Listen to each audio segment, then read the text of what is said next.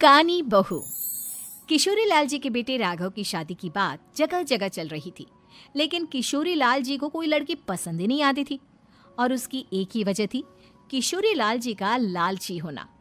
उनको लड़की वालों से मोटा दहेज चाहिए था और इसी चक्कर में एक दिन वो एक बहुत पैसे वाले के घर अपने बेटे का रिश्ता लेकर पहुंचे। उस आदमी का नाम था ओम प्रकाश। देखिए किशोरी लाल जी, मेरी एक ही बेटी है और मेरी सारी संपत्ति जायदाद सब कुछ मेरी बेटी नैना का ही है। पापा, नाम से लगता है बहुत खूबसूरत होगी। कितना अच्छा नाम है ना, नैना।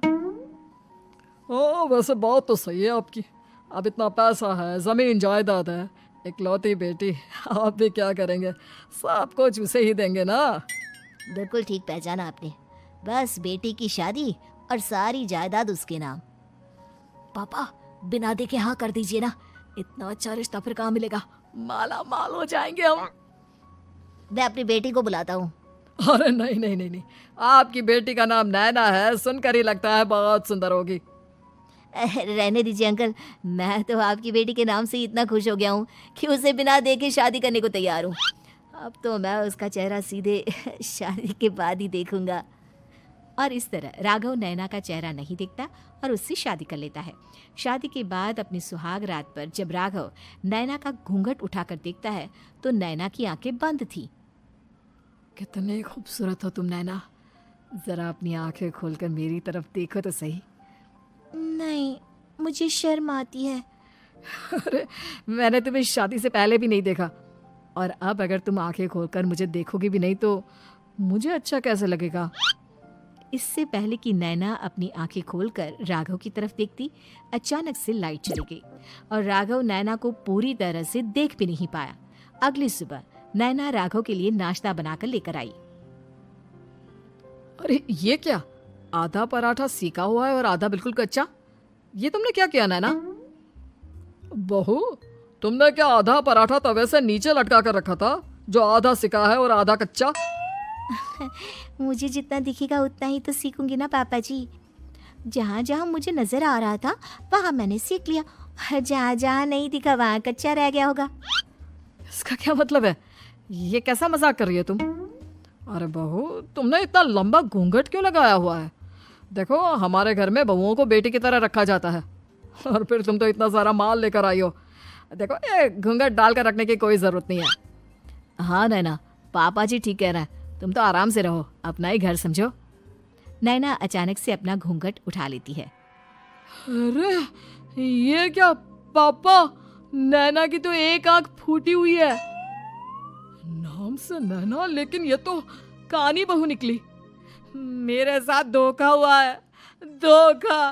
बिना दिखाए अपनी कानी लड़की मेरे संग ब्याह दी।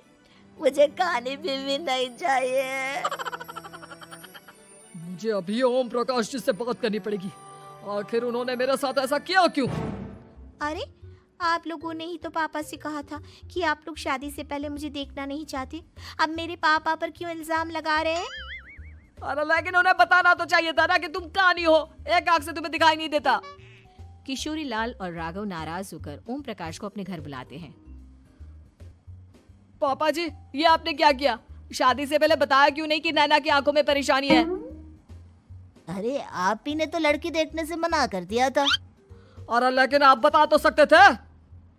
आपको तो हमारी बेटी की प्रॉपर्टी चाहिए थी, वो भी पूरी की पूरी। अब क्या हुआ अगर उसे आधा दिखाई देता है?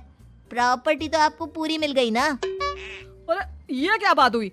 मेरी शादी प्रॉपर्टी से नहीं, आपकी बेटी से हुई है। अब ये तो पहले सोचना चाहिए था। तब तो मेरी प्रॉपर्टी देखकर तुम्हारी जुबान लप लपा रही थी। लेकिन मैं कानी लड़की को अपनी बीवी बनाकर नहीं रख सकता। पापा, कुछ करिए ना आप। हाँ, करता हूँ। देखिए ओम प्रकाश जी, आप हमारे साथ ऐसा नहीं कर सकते। और तुम देखो, अगर तुमने मेरी बेटी से शादी तोड़ी ना, तो जो भी प्रॉपर्टी मैंने तुम्हें दी है वो तो पूरी की पूरी वापस ले ही लूंगा, और आधी प्रॉपर्टी तुम्हारी भी लूंगा। अरे, मेरी आधी प्रॉपर्टी भला क्यों लेंगे आप? इसलिए क्योंकि मेरी बेटी को आधा नजर आता है और उसकी नजर अभी तक तुम्हारी आधी जायदाद पर ही पड़ी है। अब तुम उसे घर से निकालोगे तो कुछ तो लेकर जाएगी ना। और अगर हम आपकी बेटी को अपने घर की बहू बनाकर रखे तो? तो तुम्हारी पूरी प्रॉपर्टी तुम्हारी ही रहेगी, और जो मैंने तुम्हें दिया है ना उसमें से बस मैं आधा लेकर जाऊंगा। अरे लेकिन अब आप अपनी दी हुई प्रॉपर्टी में से आधी वापस क्यों लेकर जाएंगे?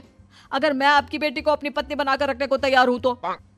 इसलिए ताकि भविष्य में अगर तुम मेरी बेटी को धोखा दो तो उसके पास कुछ तो रहे जो पति का हो। वैसे मेरे पास तो बहुत कुछ है, लेकिन अपने पति की कोई निशानी तो उसके पास होनी चाहिए ना। अब अगर तुमने मेरी बेटी को कहानी कहा तो तुम्हें प्रॉपर्टी भी कहानी ही मिलेगी, पूरी नहीं। जमाए राजा।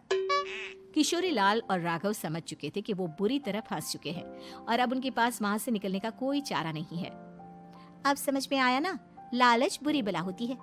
एक तो तुम्हें प्रॉपर्टी मिली, ऊपर से बीवी मिली, उसमें तुम्हें नखरे भी दिखाने हैं। आए बड़े, चुपचाप बैठो दोनों। कुछ दिनों के बाद नैना राघव की कार लेकर बाजार घूमने निकलती है और जब कार लेकर वापस आती है, ये क्या, एक तरफ से मेरी गाड़ी पूरी खराब हो चुकी है। लगता है तुमने मेरी गाड़ी को किसी दूसरी गाड़ी के साथ एक्सीडेंट किया है। अरे अरे, कितना बड़ा नुकसान कर दिया तुमने बहू। वो क्या है ना पापा जी, मुझे एक आंख से दिखाई नहीं दे रहा था, सामने से गाड़ी आ रही थी। मुझे तो सिर्फ आधा ही दिखाई दिया और वो गाड़ी मेरी कार से रगड़ते हुए निकल गई। अब मैं क्या करूं बताओ? आप इसे ठीक कराने के पैसे कौन देगा? तुम्हारे पापा। तुमने मुझसे इस तरह से बात की? अभी रुको। नैना राघव की शिकायत ओम प्रकाश को कर देती है।